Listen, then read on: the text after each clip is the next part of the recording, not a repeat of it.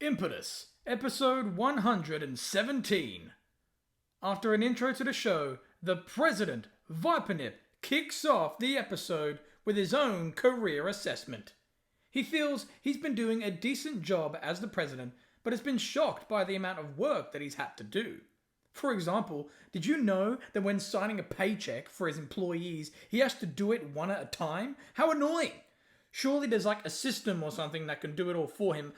Anyway, as stated, Vipernip feels like Impetus has been more badass and more compelling since he came back. Everyone seems more driven and determined than before, and from a ratings perspective, the guys and girls at the back are going through hell to beat one another down. Not just physically, but mentally and emotionally too, and they're letting it all out in the ring every week, and it's only gonna get better. Speaking of going through hell, 7 weeks from now, Impetus will host an awesome pay-per-view, and it will be called A Night in Hell.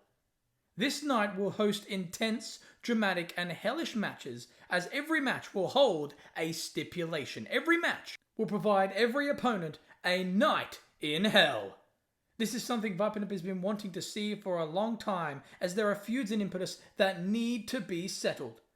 Vipernip claims that he is a master at making things climax. Hello, ladies. And promises that as fun and as entertaining as it will be, men will get hurt, women will get injured, everyone will go through hell. However, that is 7 weeks away, and tonight, well, it's all about Impetus. Things need to be settled tonight, and that's exactly what's going to happen. Greg Williams will face Johnny Fabuloso and Terri Delighta in a 2-on-1 handicap match. The new tag team champions, Matar Yamas, will be introduced as such by Jillian Day. Well, there's always a downside. And Vipernip has had a great idea for the Coast to Coast Championship, and that's going to be revealed a little later on tonight. So, with Vipernip about to leave after making his huge announcement, enter Charlie Finch. Finch believes no one has gone through more physical, emotional, and mental hell than himself. He had the courage to try and break Scar free from his weakness, and has been punished ever since. Charlie and his, team have been chased around by the psychotic Susan for weeks on end, and not only did Dominick Silver return, but somehow reunited with the two of them, proceeding to whoop Immunity's asses last week. Immunity would have destroyed the family at Hunt You Down if it wasn't for the fact that his personal life exploded. Finch was embarrassed and humiliated to find out that his woman, the girl he was starting to grow a relationship with, was banging his best friends. Finch asks what Vipernip is going to do in order to help him, only for Vipernip to interrupt, yelling at Charlie, claiming that he ain't going to do a damn thing. Finch brought this all upon himself. If he didn't try and poke the bear of Scar with a frickin' hot iron, then he wouldn't be in this mess.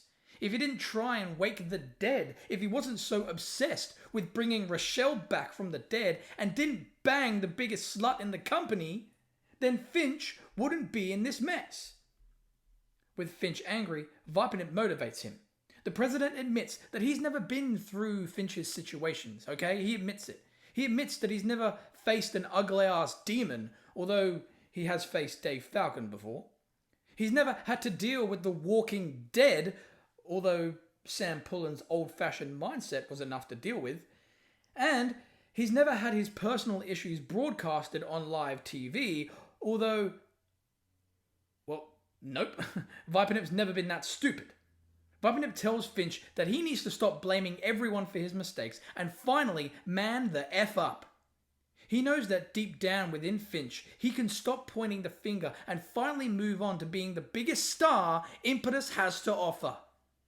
With Finch now motivated from the president's words, he is told that he needs to destroy everyone in his path, clear all the obstacles in front of him, and kick ass like he used to, without relying on some immunity backup. Finch is riled up with the president's speech and is told that he needs to put all his issues aside and tackle his weaknesses head on. With Finch now all fired up, he claims that he can take on the world. He can take on any pressure, any stress, any bullcrap that comes his way. Anyone that tries to step in front of him, he's gonna knock the F down and man the F up. Vipernip is glad to hear it, and then announces that Finch will be doing just that later on tonight, as he will be facing Dominick Silver to prove his strength. The president then walks off in happiness, while Finch is in shock, unhappy with the match being set. Tonight, a 2-on-1 handicap match takes place in the main event, featuring Greg Williams taking on Johnny Fabuloso and Terri Delighta. Also, just announced by the president, Charlie Finch will take on Dominick Silver. Enter Kypton Lynch. The new and improved Kypton Lynch enters after his amazing return from 2 weeks ago. A replay from episode 115 is seen, where Kypton, dressed as a janitor, revealed himself to be Chris Vortex's tag team partner. Returning to Impetus and helping Chris with his tag team problems, Kypton Lynch is back. Enter Jarvis Banks with Dylan Dark. Accompanied by his father figure, Jarvis enters with vengeance in mind after last week. A replay from Hunt You Down is then seen. After Dylan Dark called out Kypton, the two had a match leading to the returning Kypton obtaining a win. Match 1, Kypton Lynch versus Jarvis Banks, with the winner being Kypton Lynch. Despite another impressive win since his return, Kypton barely gets the chance to celebrate as he gets speared by Dylan Dark.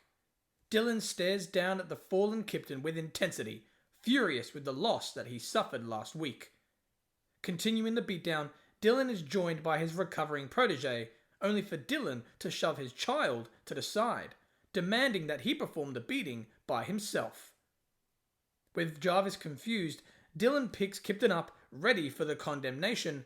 However, Chris Vortex runs down the ramp to save his new ally, only to be hit with an instant spear for his efforts. Dylan then hits the condemnation on Kypton, leaving the ring instantly. As Chris and Kypton lay in pain, Dylan almost ignores Jarvis as he tries to catch up to his mentor. Impetus then heads into its first break. Coming back from commercials, the President Vipernip is practicing his hammer-down explosions in his own office like a goof, only to be stopped by KOTR, led by CJ. Vipernip was wondering how long it would take to see the trio. He congratulates the Killers of the Revolution for their win against the Essentials last week at Hunt You Down, despite how dodgy it may have been.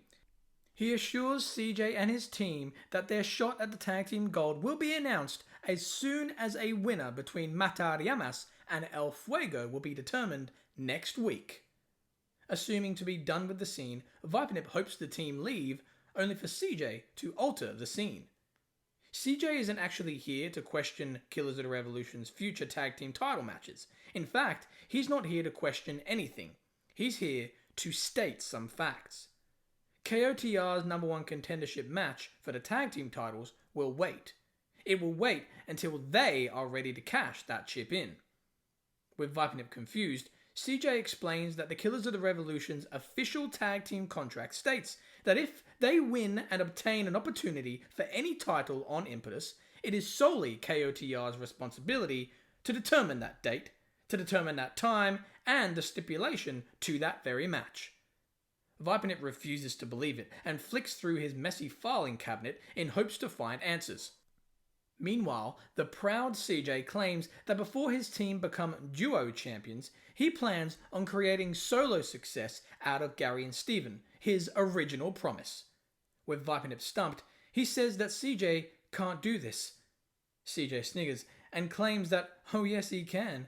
KOTR's solo success starts next week as Gary will be competing in the Beat the Clock Challenge.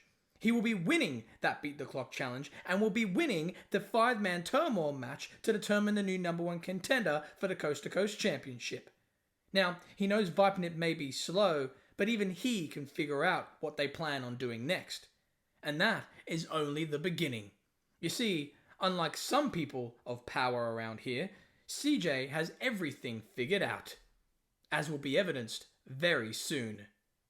The Killers of the Revolution leave with grins as Vipernip throws his paper around in frustration. Enter Akira. Ready for combat, a saddened Akira enters and is approached by Aaron Cutler on stage for a pre-match interview. A saddened Akira is introduced and is asked to watch what happened last week at the Hunt You Down pay-per-view and in her title match against Daria. A replay from last week's pay-per-view is seen. Akira's interview before her match is seen. With the anti-cosmetic female rubbing her eyeshadow from her face, she realized the hypocrisy that she had created. Losing to Daria due to this realization, the commentators ask, what is next for Akira? Back to the interview on stage, Akira is asked to react to what seemed to be an epiphany of sorts last week. Aaron wants to know what's been on Akira's mind over the last 7 days and where these sudden thoughts have come from. Akira tells all that it wasn't supposed to be like this. This isn't what she had planned at all. Aaron sympathizes with Akira, but lets her know that not everyone wins the big one on their first try. There's always times in the future to compete for the title again. Akira claims that it wasn't just about the title though. It was about what she was trying to accomplish. Akira wanted to become the next challenger, climb her way up the ladder, and become a threat in the division, and eventually become the champion by being herself. She wanted to make it obvious that this may be show business, but you can make it to the top by being natural, not having to worry about how you are seen, and more about how you are respected. Last week, when she rubbed that gunk out of her eye, she realized that she had become what she hated. She thought that the entire time leading up to Hunt You Down that she hadn't changed one bit, that she was still being her original self. She never took a second to look back at episode 104, where this all began with Jacinta, and she regrets not being able to. She became caught up in popularity, being obsessed with being a star rather than a champion, addicted to the idea of glitz and glam, an idea that she refused to give in to from the beginning.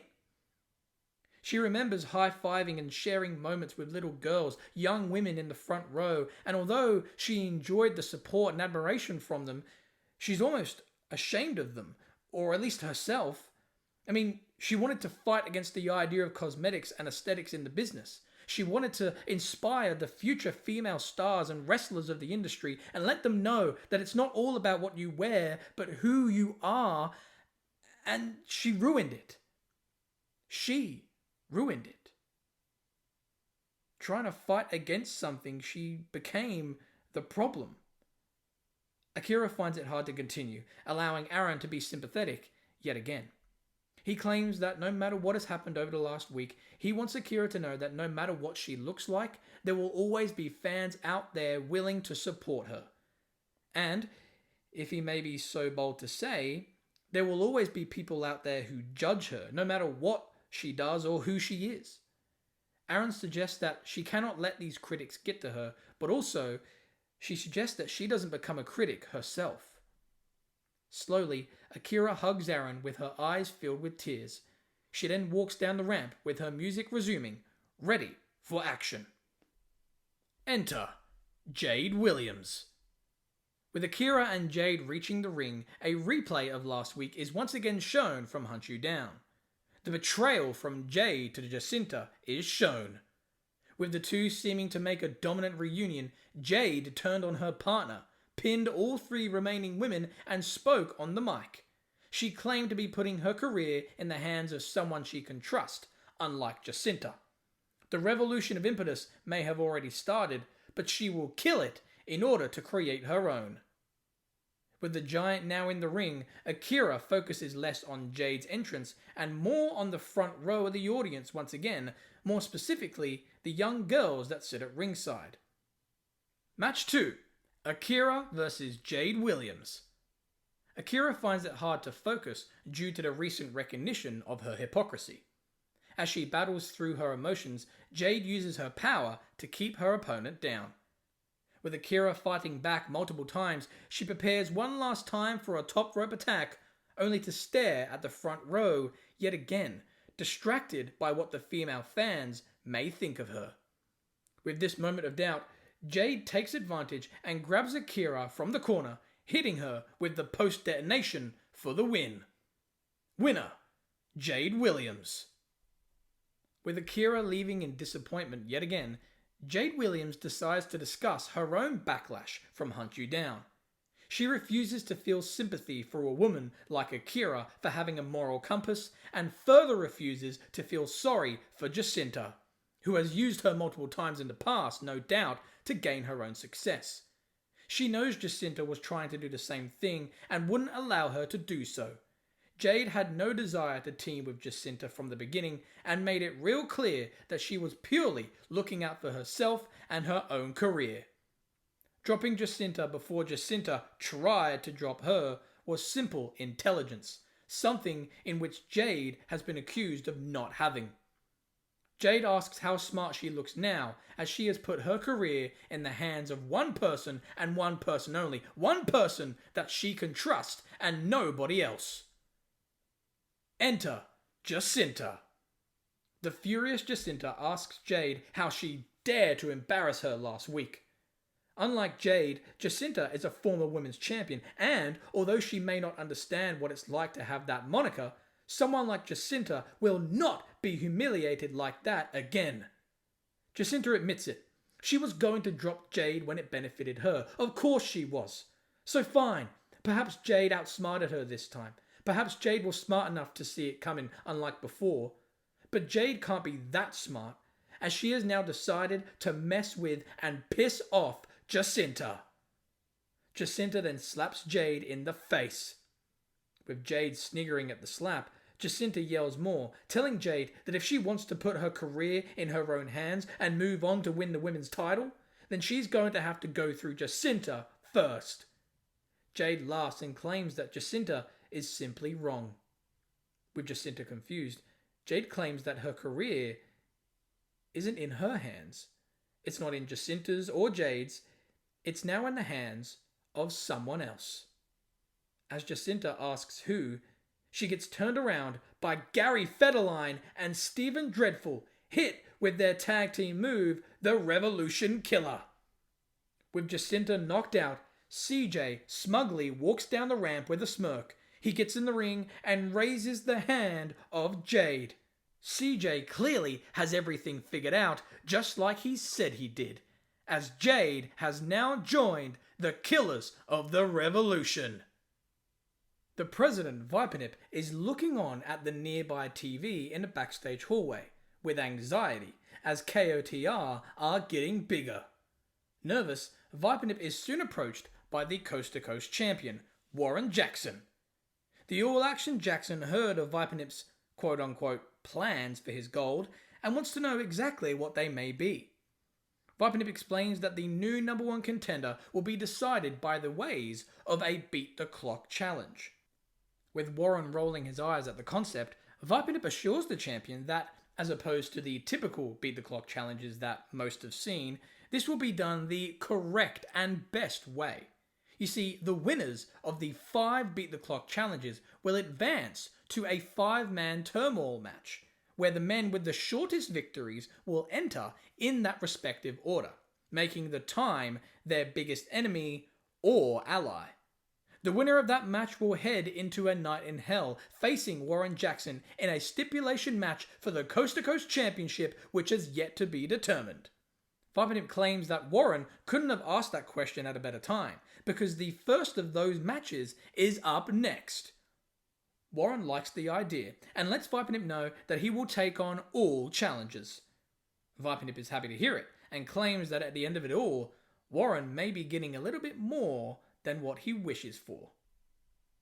Said Beat the Clock challenges are then promoted for the show, as, still to come, the Beat the Clock challenge between Wazzy D and Jimmy Sparrow takes place. The man with the quickest time gets the later slot in the turmoil match. However, up next, the first Beat the Clock challenge is set to take place, and it's a big one. It's Corey versus Blake. The commentators are stunned to see Empire implode next. After a commercial break, More promotion for the show is seen as tonight's 2-on-1 handicap match between Greg Williams, Johnny Fabuloso, and Terri Delighta is promoted. Also, Charlie Finch will take on Dominick Silver. Speaking of Charlie Finch, Angel is then seen walking through the hallway with anxiety. She's worried about the state of her multiple relationships within Immunity. Walking alone, she gets approached by Kelly Sales, who asks if everything's okay. Angel feels like she's being spoken to by a common peasant and claims that she's fine, asking her to just go away. Kelly remains friendly though, stating that if Angel needs a girlfriend to talk to at all, then she's always going to be here for her. Angel laughs. A girlfriend? Angel doesn't need any more two-faced, backstabbing, bitchy girlfriends to ruin her life. Furious, Angel yells at a merciful Kelly to get the hell out of her face. Kelly leaves with her hands held high, with Angel walking on in despair, clearly pissed off with Courtney. The pretty princess walks on with anger until stopped by a even more furious Finch. Charlie asks if she heard who he's facing tonight. Dominick Silver. With Angel upset, asking what they're gonna do, Finch grabs her by the hand and walks fast into his nearby locker room, ready to come up with some sort of plan until Bobby Manuel and Jerry Kane are in the same locker room. Finch lets go of Angel's hand quickly, hoping to convince them that nothing's going on between them. The angry duo stare at their leader and tell him that they need to talk. Telling Finch to close the door, the camera remains out of the room, letting us ponder where the unit go from here. Enter Corey. Realizing the extraordinary position he's in, Corey enters, preparing to take on his tag team partner. Enter Blake.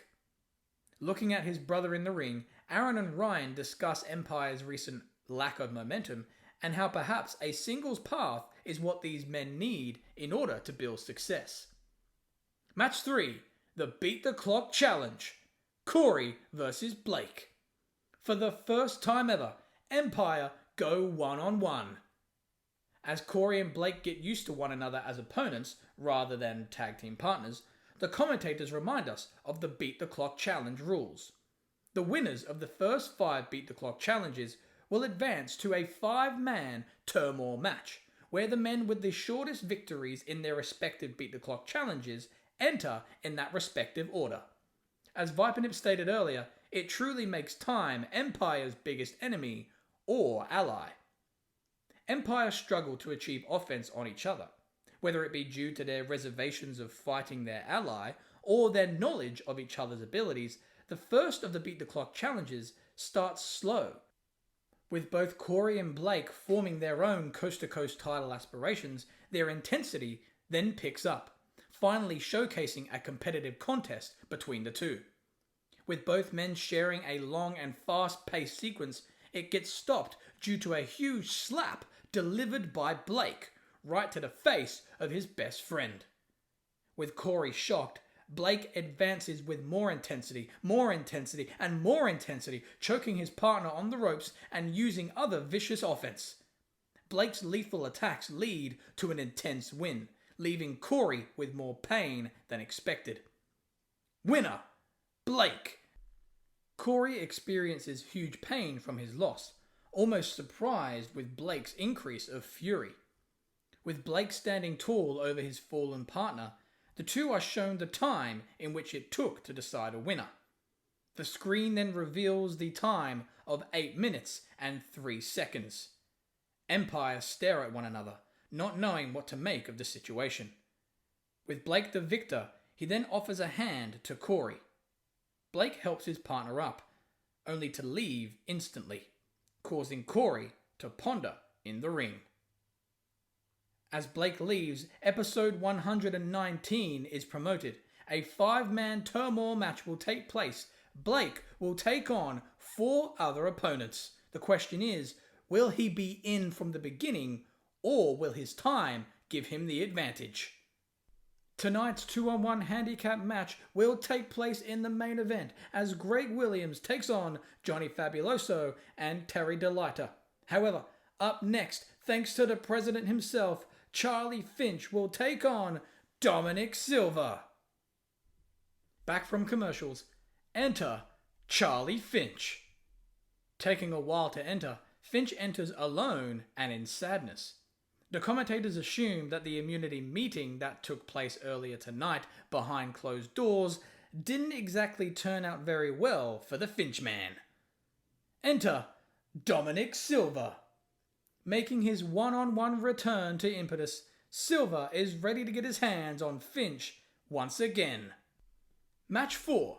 Charlie Finch versus Dominick Silver. As Finch tries his best to avoid his scary opponent, the commentators discuss the recent Triple Jade podcast with Courtney.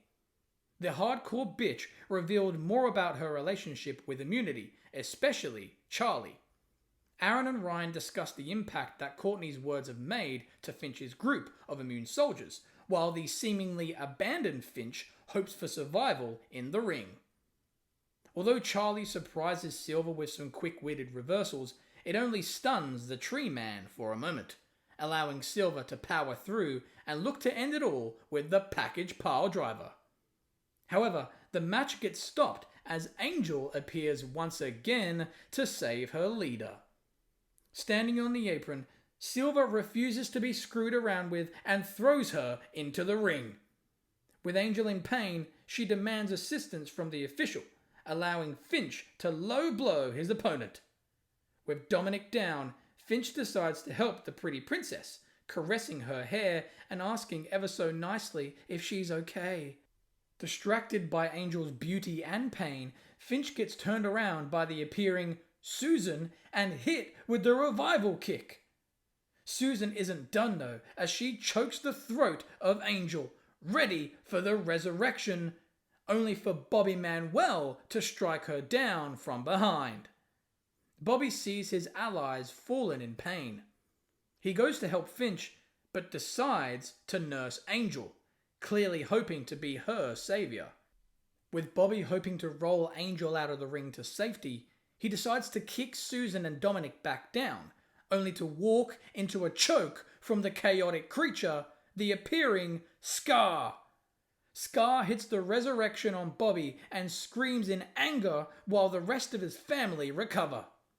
As Bobby falls to the outside with a pained Angel, Finch is delivered the package pile driver after all, allowing Dominick to gain the win while protected by his family. Winner, Dominick Silver. With Finch and Bobby laid out, Angel recovers at ringside in pain, only to have Jerry Kane run down the ramp and save the day. As the scowling family watch from the ring, Jerry plays the hero to Angel, picking her up outside the ring and aiding her up the ramp while his allies are all in pain. With Scar, Susan and Silver united as one, the three-way contest for Angel's heart has begun. The show then transitions to a backstage locker room segment featuring the Condemned Nation. Mark and Jarvis are sitting, talking until they see their mentor walk in. Usually they'd be all ears, but this time the children simply look up, nod, and then look away. Dylan knows the reason for this disrespect. He talks to his children and knows that they weren't impressed with his performance last week and even tonight. He shouldn't have lost his temper tonight and shouldn't have lost in general to a loser like Kypton last week. He knows that he needs to provide his children with a better example to look up to. Jarvis speaks to his father figure and claims that he used to be powerful. He used to be unstoppable. That was what he and Mark looked up to, but now, maybe Dylan's hitting a midlife crisis or whatever. Either that, or he simply turned stupid. S-T-O-O. Dylan then yells, telling his kid not to be so disrespectful. Jarvis asks what the old man is going to do about it, with Dylan answering, claiming that he's going to show just how dominant he used to be, as he is going to win the Coast to Coast title again. He is involved in the Beat the Clock challenge next week, and he will work his way to what was once his prime yet again. Then his kids will see. Dylan exits, leaving a curious Mark and Jarvis to ponder. El Fuego's music hits, ready for the Firewall. Already in the ring are Licio and Cinxia. Through the fire and the flames, and after losing their titles to Matariamas just 7 days ago, El Fuego are still lit the F up. Licio and Cinxia only just realize their lack of gold and wonder where it is. Cinxia remembers that they lost the titles last week thanks to Jillian, but can't remember who they lost it to. El Fuego pondered a name, but can't remember. Who was it? Oh yeah, it was those replacement perros called Matariamas. Apart from being Jillian's bitches, El Fuego have no idea who Mateo and Matthias are. So, what better way to find out than through the Firewall?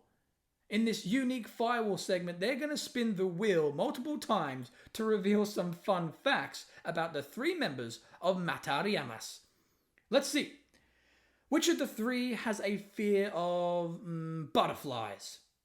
The wheel quickly lands on Matthias. Ooh, interesting. What a little bitch. Who's scared of a butterfly, really? I mean, honestly. Which of these three has a secret obsession with My Little Pony? The wheel then lands on Matteo. Okay, a little brony little bitch. Okay. Who has the smallest testicles in all of Impetus? The wheel spins and slowly lands on Jillian Day. El Fuego laugh hysterically until enter Matariamas with Jillian Day. Matteo and Matthias hold their titles proud while Jillian stops the comedy. She tells the world exactly who Matariamas are. They are Matteo and Matthias, the gifts from God, and, in this situation, she is God. She created them. She brought them into this world, and Matariamas do what their name suggests. They kill flames. They killed the title reign of El Fuego last week, and now they are going to extinguish the little spark left of the fire. With Matariamas throwing their belts down, ready to attack, El Fuego have one last Firewall to spin. You see, they want to know just one more detail about Matariamas, and seeing as they're in the ring, they'd love to reveal that fact right here, right now. They want to know who will be facing them for the first tag team championship defense. The wheel spins past nothing but El Fuego and lands on, to no one's surprise, El Fuego. However, as the villains turn back around to look at the heroes, ready to talk trash yet again, Cinxia and Licio shoot fireballs into Matariamas' faces. As Matteo and Matthias lay in pain, blinded by the flames, El Fuego can't wait to see their opponents next week for the titles. El Fuego leave with Jillian screaming for help. The 2-on-1 handicap match is yet again promoted. Greg Williams will take on Johnny Fabuloso and Terri Delighta tonight in the main event. However, up next, the second Beat the Clock challenge will take place. Wazzy D takes on Jimmy Sparrow. After a commercial break, a promotion for episode 119 is shown. In 2 weeks, a 5-man turmoil match will take place to determine the new number 1 contender to the Coast to Coast title. Blake of Empire is in. He just needs 4 more opponents to make this match official. Aaron and Ryan are then seen at the commentary desk and question the friendship status of Empire now that one has progressed to the 5-man turmoil match. Speaking of friendships, before Wazzy D competes in his own Beat the Clock challenge up next, he apparently hoped to bring Barry the Bogan back to Impetus earlier today. The question is, did he succeed? Another vignette of bringing Barry back is seen, this time the location of the butchers. Wazzy walks into a local butcher's shop where he sees Barry in a butcher's outfit weighing some meat for a little kid. Wazzy wants to speak with him only for Barry to be busy. Barry tells the child that there's a free extra kilo of meat in the bag, champ. The child asks if Barry is sure, with Barry saying that it's no problem, you little scamp. Run off home and say hi to your mother. Finally free, Barry smiles as he sees Wazzy. Going for a hug with his blood-stained apron, Wazzy rejects it. He just wants to know when Barry is going to stop getting new jobs and finally come back to Impetus already. Barry huffs and puffs, saying that it's just not in him anymore. The two walk into the back of the shop, where different animals are hanging from the ceiling, ready to be cut and hacked. Barry claims that this is where real men work. What better way to show that you're a man's man by slicing off the balls of a cow, hollowing out its insides, and washing the blood away from it? Wazzy swallows his vomit and pleads for Barry to come back. Barry has a coast-to-coast title shot waiting for him, and if that doesn't convince him enough to come back, Wazzy was hoping that dedicating a title shot at Hunt You Down to Barry would make him return, but it proved to be nothing but a distraction. Apparently, Vipernip has told him that Wazzy's got another opportunity at the gold, and he wants Barry to come back, either to take that title from him or to watch him capture the gold. Barry grabs a knife and starts to cut the meat. He tells Wazzy that those days are over, as he's just enjoying the simple life of a 9-to-5 job. He enjoys hacking away at defenseless animals and, between the two of them, he seems to be good at it. Really good at it. He reckons he's going to get a promotion actually one day. Wazzy rolls his eyes, stating that Barry can't be that good. Barry thinks that he's the greatest damn butcher of all time and will prove it right now by cutting his finger off. Barry looks at his finger. It's pissing out blood. Wazzy and Barry then start screaming like little girls. Having no idea what to do, Barry asks where his finger went, with Barry screaming, "Found it!" Wazzy bends over and picks up the top of Barry's finger, putting it back on top of what is left of Barry's hand. Somehow, this works. This allows Barry to bend it back and forth. Sighing with relief, Barry soon feels faint due to the blood loss. The scene only gets worse as Barry's butchering boss barges in. The boss is furious with his employee for giving extra meat to paying customers. This is the last straw. Barry is fired and is told to pack his bags and leave. Barry faints, collapsing on Wazzy. Enter Wazzy D. Embarrassed of the previous scenes, Wazzy tries to move on in the Beat the Clock challenge. Enter Jimmy Sparrow. Match 5. Beat the Clock challenge. Wazzy D versus Jimmy Sparrow. Wazzy and Jimmy show respect before trying their best to finish the match as quickly as possible. After all, the quickest time gets the advantage. The two outdo one another with skillful maneuvers until Wazzy hits the coast to coast for the win. Winner, Wazzy D.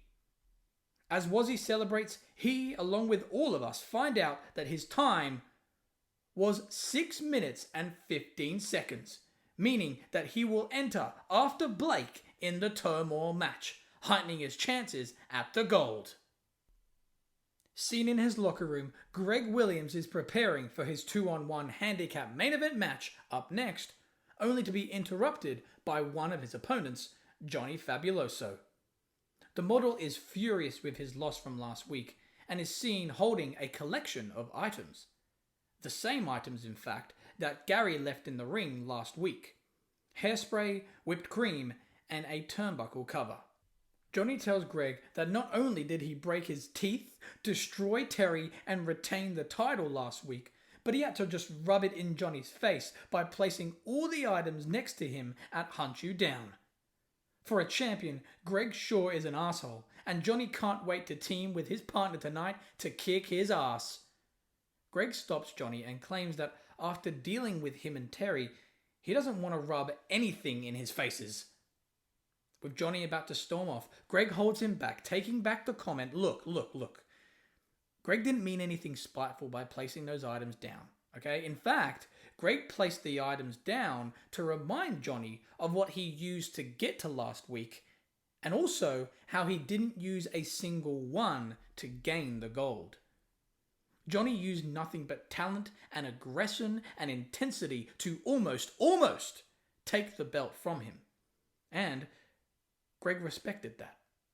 If he and Terri are going to use the same items tonight, then all that respect, for what it's worth, would have been gained for nothing.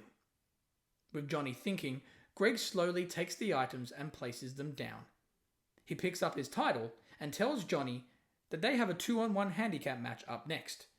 This is his locker room, so they should both probably get the hell out. Johnny leaves in deep thought with Greg already ready for a fight. The main event is up next. Before the main event takes place, next week's Beat the Clock challenge matches are advertised. Gary Federline will take on Josh Alba. Will KOTR start their singles gold journey? Also, Dylan Dark takes on Kypton Lynch. Can Dylan get revenge for his children's respect? And Chris Vortex versus Jack Ross or Jimmy Stevens. Also, Chris Vortex versus Jack Ross or Jimmy Stevens. The Triple J opponent will be decided on this week's edition of the J3 podcast. Who will the final participants be? Enter Johnny Fabuloso and Terri Delighta. Enter Greg Williams. Match 6, main event, 2-on-1 handicap match. Greg Williams versus Johnny Fabuloso and Terri Delighta. Johnny and Terri use their numbers advantage to gain offense, yet refuse to use dirty antics to do so. The duo, especially Johnny, seems motivated to show his ability as a main event star, as opposed to cheating his way to success. Despite the sense of fair play, Greg is able to battle the two and hit both men with a double scrutiny, flinging both knees in the faces of his opponents at the same time. Greg once again ends Impetus on top. Winner, Greg Williams. With Impetus about to end, Greg catches his breath and wants to speak to the audience. He states that it's been a while since episode 100. It's been a while since he reclaimed his gold, but he wants us to remember what he fought for after so long. He said that in order for Impetus to be better, it needed to be rid of Sam Pullen. He said that the only way that this company can grow is by banishing adrenaline forever. He knows it's been a while since the 100th episode, and he's been wanting to say a speech like this for a while without it sounding corny or cheesy. But after witnessing and being a part of the show for the last 17 weeks, he can safely say that Impetus is the best it has ever been. Impetus is more enjoyable, not just for the fans, but for everyone in the back. Impetus is far more innovative, intense, and chaotic than ever before, and he wants to thank every person in the locker room, Johnny Fabuloso, and even the annoying Terri Delighta for stepping the F up. But, without being too cringe, he wants to thank the fans the most, because it is them that kept their eyes on Impetus. It is them that trusted in the Impetus youth to not just carry the torch, but to use it to burn everything behind them. It is the fans that proved Greg to be right, and for that, he thanks them. The revolution of Impetus is strong, and the representative of it is Greg Williams, the World Impetus Champion. The Rebel raises his gold with delight to end the show, until Jade Williams strikes Greg down with a boot to the skull. The Killers of the Revolution appear in the ring yet again, looking down at the champion. Jade hits the post detonation for the second time of the evening, this time on the Rebel. Gary hits the Fed Cred next, and with Greg laid out, CJ tells all the cameras and the entire audience to pay close attention to what is next for Greg Williams. Stephen Dreadful then picks up the limp body of the Rebel, throws it against the ropes, and hits the Arrival. CJ raises Stephen's hand with excitement, and then lays down next to Greg with a mic in hand. The manager then yells at the champion, claiming that Greg's revolution will soon end thanks to the Killers of the Revolution. CJ and his team stand tall over Greg to end the show. The episode fades to black with Stephen's foot placed on Greg's chest, indicating his future.